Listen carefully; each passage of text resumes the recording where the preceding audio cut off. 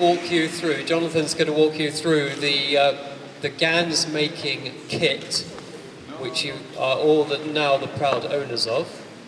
And they've been lovingly prepared by Jonathan, and they're a nice scale because they only use a litre of water at a time, which is helpful because otherwise one gets through a lot of distilled water. The water we use is, well, I use the Tesco one, which is only £1. But apparently it's not, you can do better. If you want to, I'll see if Jonathan has any tips for sourcing water. But there are links on our website. We'll say this again later, but on the website, which we'll give you at the end of the day, you booked through the website, you know it. Under resources, there is a menu tab called materials, and on there are all the links to what I found to be the cheapest but most appropriate materials for making stuff with. But this is Tesco, so that's easy. Or if you've got a water distiller, that's even better to get your own distilled water, because that naturally takes the chemicals out. I'm not sure how they do it for car batteries. But the main thing is not to use tap water. So I'll say that now, because when we're putting the caustic soda into the water, if there's any impurities in the water, it'll manifest those out into their nanomaterial state. It'll kind of condense them out, chelate them. And we don't want the field strengths of those pollutants from tap water. So you'd be amazed what's in tap, well, you wouldn't be amazed what's in tap water. So it's just to have pure water, and as neutral as possible as well, because we're giving it the program and the information, so it doesn't need any prior information. Okay? So we'll start with the setup of the the ganss tubs and nano coating tubs, and then we'll do a demo of caustic process in a tub for the copper. Then we'll do a demo of seawater ganss, so it's kind of ganss, but it's using caustic.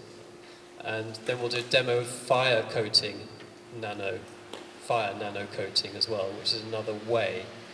The difference between the caustic process is quite a harsh chemical process, pulling the fields out of the copper.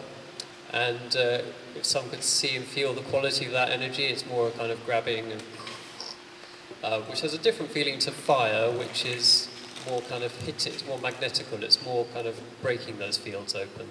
So there's a slightly different feeling. John will talk about his experience of that.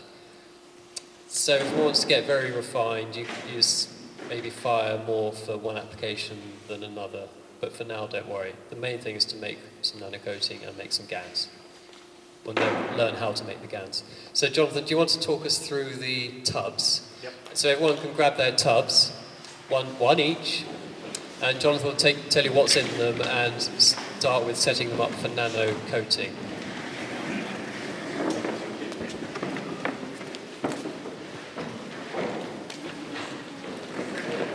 Can you hear me?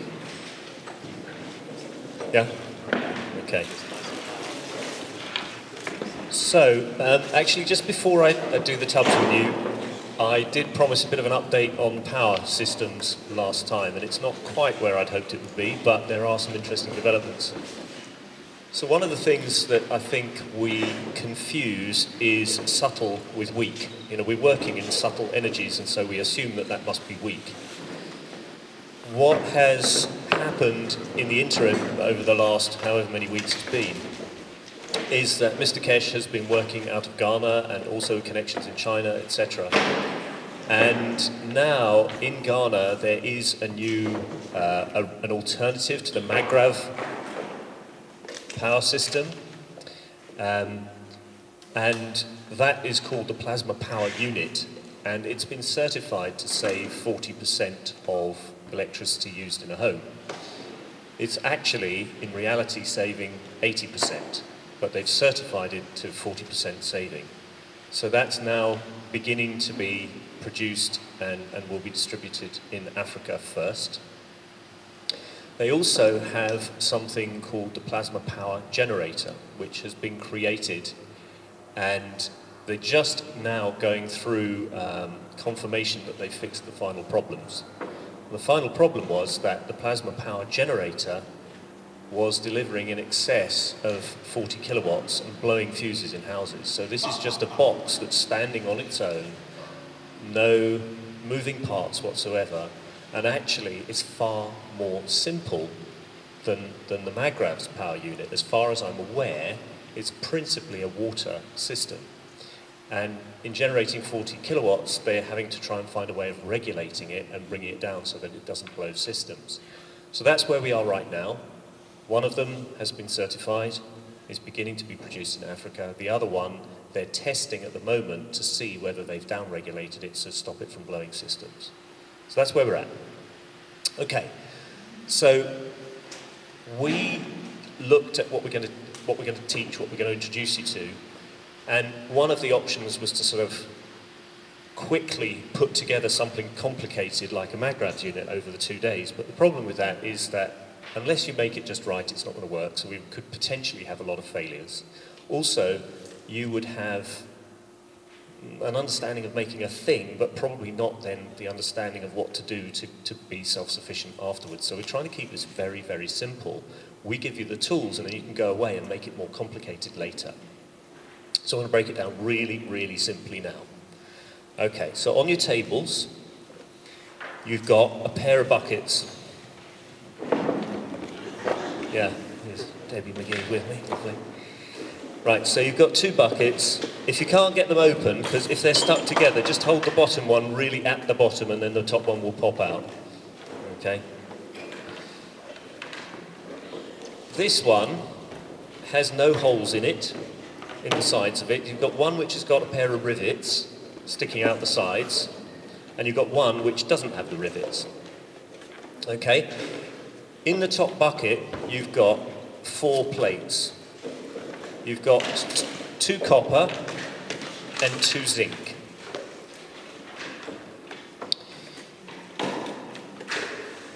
So,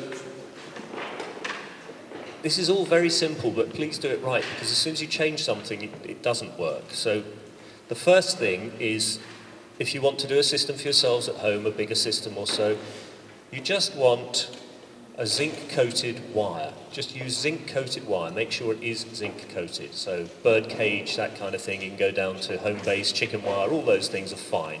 It's the zinc coating which is important to just space off from the bottom of your box. So I've bent those up so that they stand, I don't know, more or less an inch off the bottom. There is a handout on the tables, which is this thing as well, which goes through to...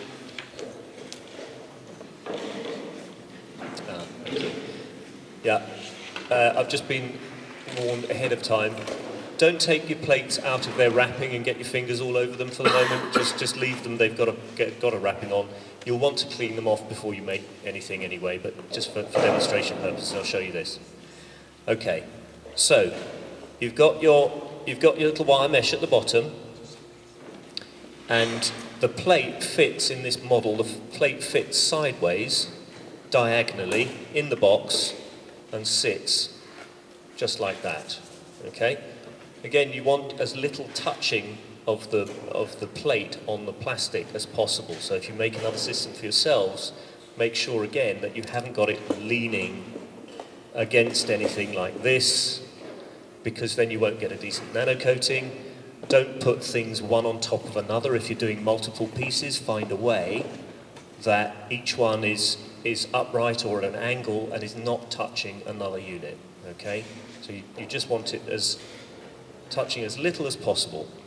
Then what you're going to do is you're going to take your caustic. Really should be. You don't have, but this is the demo bit. You really should be wearing gloves, and you want to wear glasses, and this stuff will burn you horribly. Okay, so do be like that. Okay. Do be very careful. If you burn yourself with caustic, the best way to resolve the burn is with vinegar or something acid. If you don't have that, then copious amounts of water. Okay, but it will burn, so do be careful. All right, so we're going to put about 1 centimetre of caustic. Does it say on the thing, does it say 40 grams per litre? Might well do. It's all a bit by eye for me, but yeah, let's 40 say grams. 40 grams per litre of water, and you're going to be putting approximately 1 litre of water in. Yeah. So you put your 40 grams. The details are as are laid out here, but just for your observation. So you're going to put a bit of caustic in the bottom there. Okay. Again, the plate doesn't want to touch the caustic. Yeah. So there's a nice gap. Put it in there. Put it into something so that it's not going to splash. This is hot caustic we're doing now. This is, yeah, so normally we boil the water. Yeah. But this is right cold. But the hotter the water, the more intense the heat and the strength of the reaction is. So then you take your kettle and you boil your water, and you pour your water boiling with the lid propped up to cover the entire plate. And that's boiled distilled water? Yeah. Boiled distilled water. And you're done. There you go. Okay? That'll still do something even cold.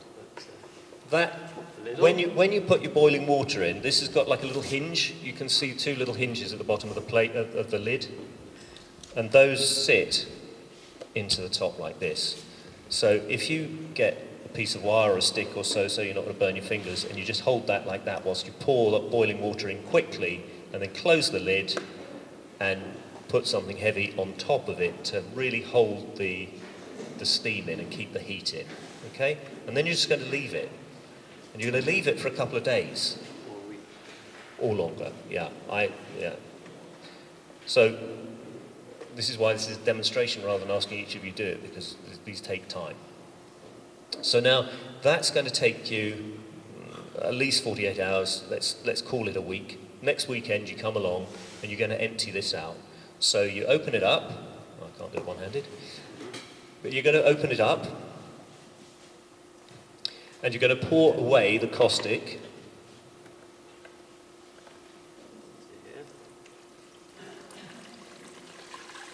And leave a bit in the bottom.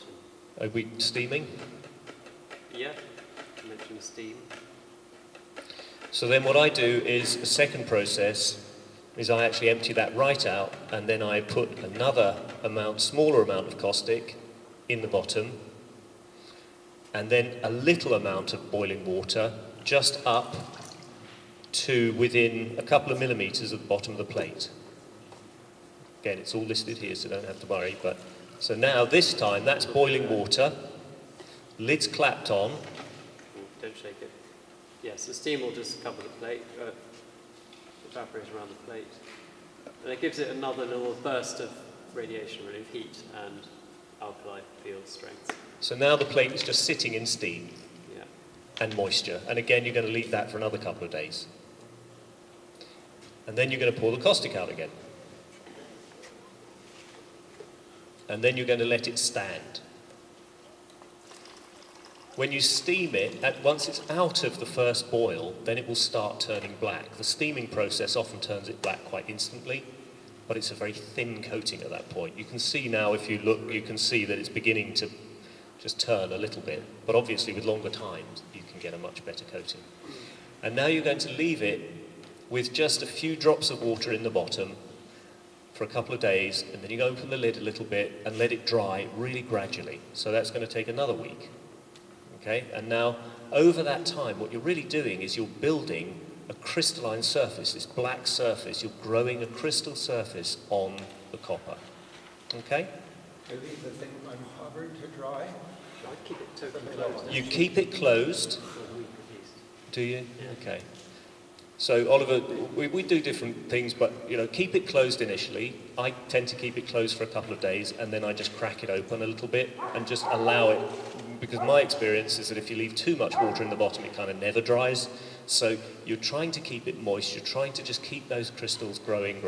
So you're just being very gentle with it and allowing it to dry over time to allow the thickness of the nano coating to build. The slower you are at doing this, the more time you just leave it and go and do something else, the better you're going to get a nano coating. And it's that black nano coating that you're really after. Okay?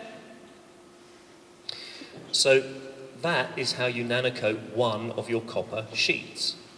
You do exactly the same thing if you want to nanocoat one of your zinc sheets. All right? Now, you've got another one of these.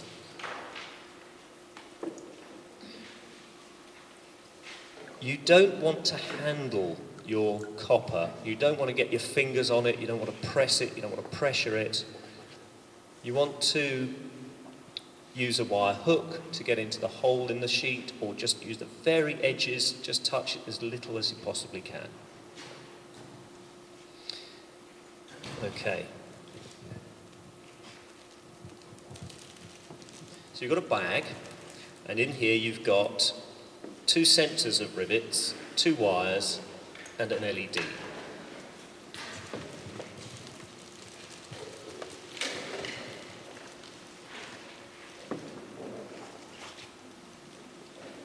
Now if we assume for a moment that that plate is now nano-coated and it's this one, so this is now a nano-coated plate, very gently, touching it as little as possible, you're going to hang it on one side of the other box.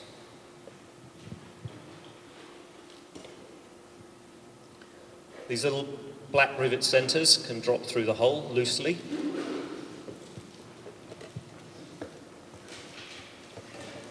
And then push in so that the plate is now hanging vertically.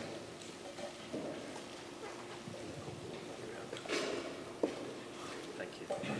So you're going to have one, here's the rivet. So you're going to have one copper one side. You can practice that now, actually, can't you? It's got the rivets. Yeah, which is nano-coated. So you've got your nano-coated copper on one side, and you've got your straight zinc on the other side. Okay? So we're going into ganss making now. And now we're going to make the ganss. So we've had the matter state, which was the plates. We've gone to the nano, which is the black surface on the first plate, which is a copper plate. And now we're going to make some ganss. Jonathan, does it matter which way around? I see the copper plate has got a shiny side and a copper You'll side. we need to prepare the copper. Actually, what I do with each of my sheets is gloves, so I don't get my fingers on it. So you put your little plastic gloves on. You can wipe it off with citric acid or so, salt water, and just clean it down. But I also actually file the edges. So I take sandpaper or a file and I round off all the sharp edges, because remember, we're trying to create a perfect crystalline surface all around it. We don't want those edges broken. So you'll peel your surface off, which I would do with gloves later on, and you'll clean the surface off. I actually tend to take a wet and dry, like an emery board or emery cloth or something, put my gloves on and actually scour the entire surface with a very, very fine emery cloth to try and make it nice and glass smooth and shiny and get rid of any grease. Is that the zinc plate? I beg your pardon? Or is it the zinc plate? I do it with both plates. Yeah, both plates. But Both sides, you've got 2 different. Take the plastic off. when the plastic comes off, it's the same both sides. Yeah, it's a solid plate of copper, but it's got a little membrane on the surface. So you'll peel that off, and then you'll smooth them up as best you can. Yeah, white vinegar is very good to clean off any grease marks and so on. Yeah. All right, so just really prepare it nicely. The more time you take preparing it, the better outcome you're going to get. So now you've got your 2 plates hanging in your bucket, okay? And now all you want to do is for those to be in salt water and to be electrically connected. So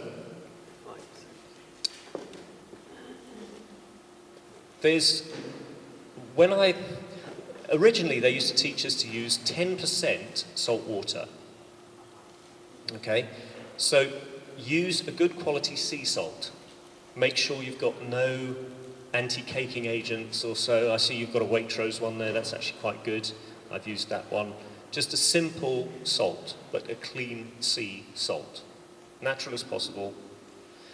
And so you're going to make a 10% solution. I do it by weight.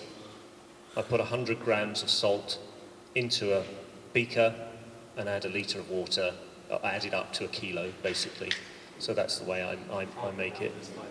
Sorry? Yeah. So that's what I was told, and that's what we used to do. And then I went to Dubai, and I met with some of the guys who are working within the Kesh Foundation.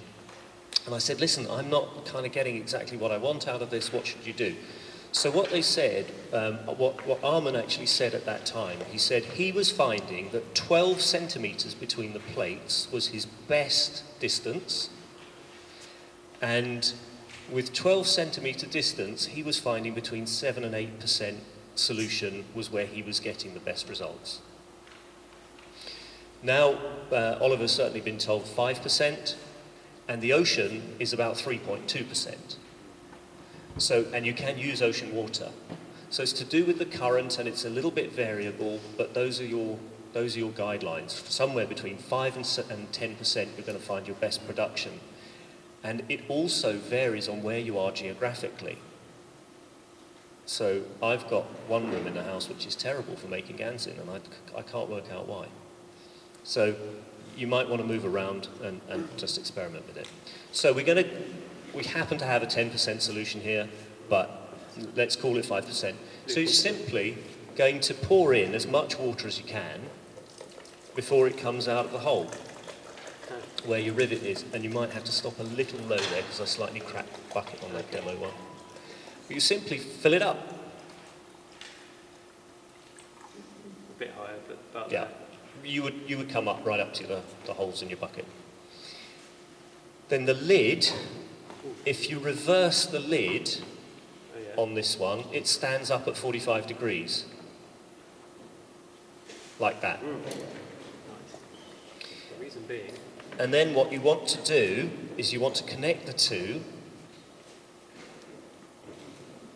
Oh, this LED is a bit broken, sorry. But your LED will fit in the little slot in the top of the lid, like that. pop it through. And then you're going to connect one of your cables from one of the plates to one leg of the LED. And then you're going to connect the other one to the other leg of the LED. Traditionally, the red goes on the copper, the nano, Yep. to the long leg. It's all on the sheet as well. No, it's not. It's on a different sheet. So the red lead goes from the copper. Yeah, it doesn't matter which colour, Oh, but well, go yellow. from copper to the long leg of your LED. Copper to the long leg. So your nano-coated copper connects to the long leg of the LED. So the LED's got two little wire legs, and one of them's longer than the other one. So you're going to connect your nano-coated copper. Doesn't matter what the wires are. Don't worry. I'm talking about the plate. Don't So worry you've about got the your colour. nano-coated plate. It's the copper plate. So the copper plate is going to connect to the long leg of the LED with one of your Yeah, wires.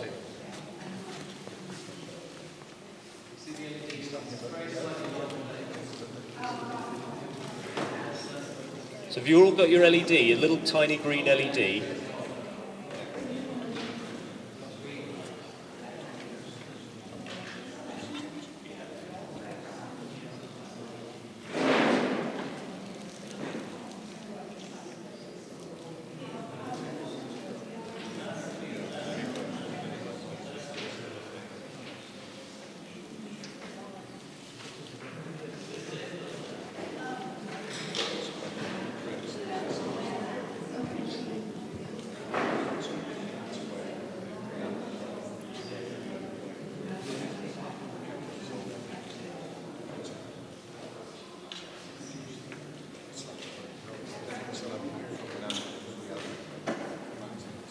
is just asking whether we should use glass, plastic, metal, etc. Definitely not metal. Don't use any metals because you're going to set up new fields that you hadn't intended.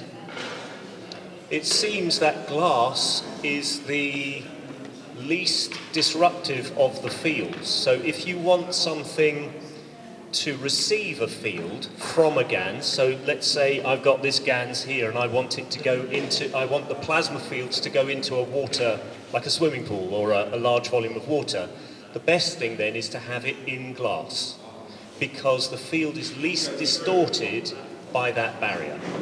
Okay?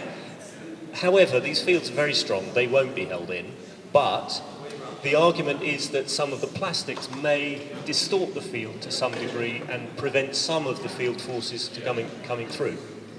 However, for the production of the gansses, plastic works really well because of the carbon. So we're trying to attract carbon, CO2, into the bucket, and the bucket's made of carbon. So the plastic works beautifully. It's supplying the right field forces. So the plastic works beautifully for making the ganses. There's a lot of discussion about whether we should be using square or round. For ease, cutting sheet, keeping it flat, square works nicely. But actually, from a production point of view, you see we've got one here which Oliver's bent up the zinc sheet, and that's round, and that works beautifully as well. Okay? Yeah.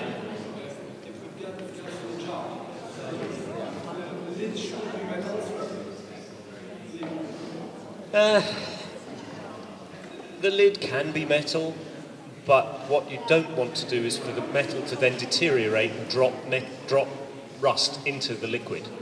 Okay. Yeah. So you can plastic lids. There's just less deterioration, so you're less likely to get rubbish from the metal dropping into the material. Okay.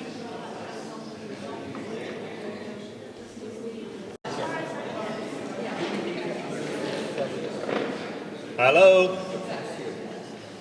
Okay, so there's a couple of mistakes that people are making. They're not big, but it's worth noting. The first thing is that the rivets which are pressed, the base of the rivet which is already pressed into the box, leave that there. And then put the centre of the rivet through the hole in the plate and hang it into the hole of the base of the rivet. Don't take the rivet out and clamp it all against the side of the plastic, because then there's no space between your plastic and your plate. Leave the base of the rivet in the container, put the centre piece of the rivet through the sheet, and then clip that in. Is that understood? Yeah?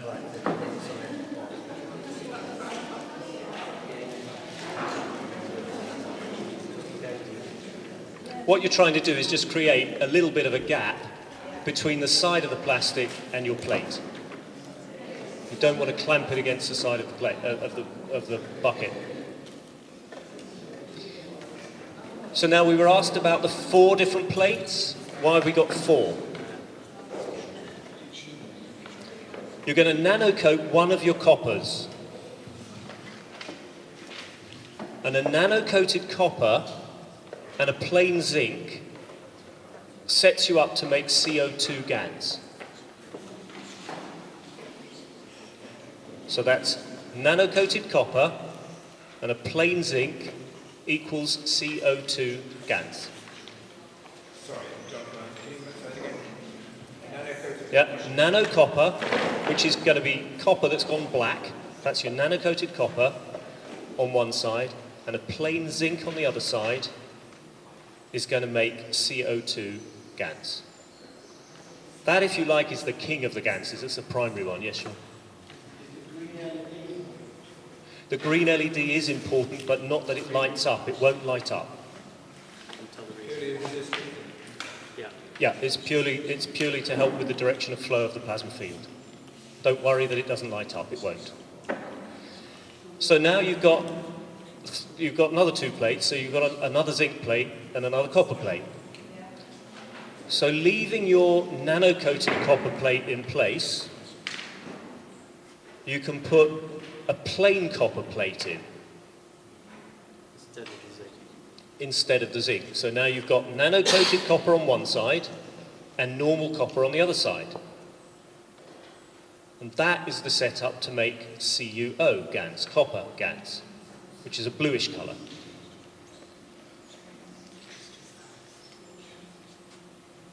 So that's copper with copper makes copper.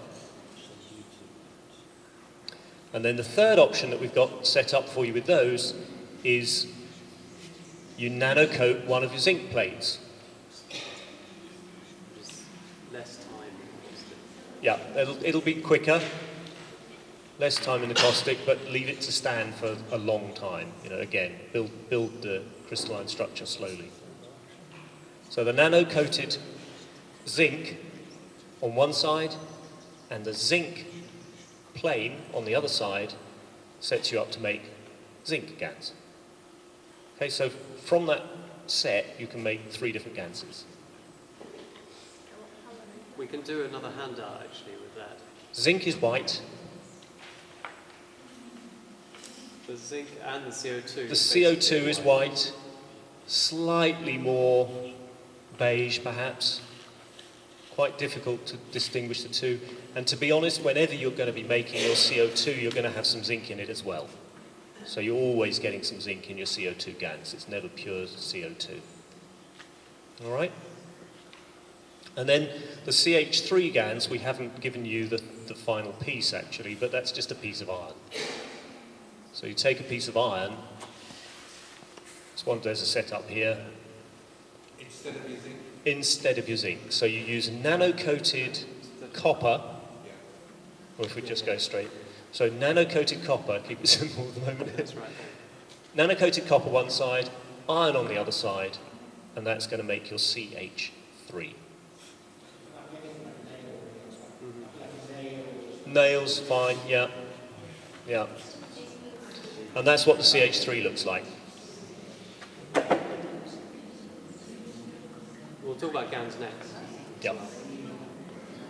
Do you want to do...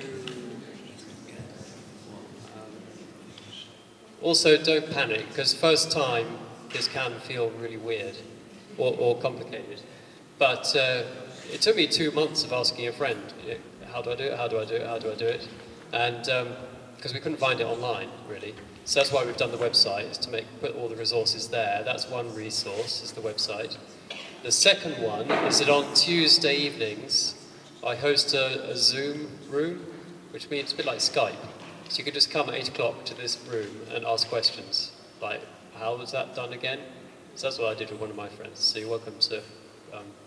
You got the details of the website? Yeah, we'll put it on the screen. It's the one you booked through, but... Sorry? And this is on film. So we'll have some form of this as well. And we'll do another handout, I think, just with what makes what ganss, although I'm going to talk about it too. Is that every Tuesday evening on? Yeah, unfortunately. In fact, I'm meant to go to court. Yeah, in theory, it's every Tuesday evening. We'll give you the address as well. Yes. Is that any particular grade of caustic soda you should use, or can you just use drain cleaner? Well, it's as pure as possible. I don't know, if you look on the back, it should just be sodium hydroxide. Some of them aren't. Some of the drain cleaners do have additional bits and pieces. Don't use that. Yeah, just as pure as it needs to be pure. So there are no other chemicals, which will give their fields as well, you see. So it's to keep the field clean. And the best thing with all this stuff, Jonathan told me the old adage that knowing without doing is not knowing. And that is so, so true with this. Even setting up the tub, you might think, oh, I can do that. But you'd be amazed how even where to put the rivet become, oh, hang on. So I'd really recommend doing a dummy round. If there's any questions at lunch, just do it. But once you know that, it's simple. And that's all you need to do to transform everything. Once you've got the ganss. Okay? So don't worry if it's not clicking quite yet. Do we do a little bit of what is ganss and then lunch? Okay? So what is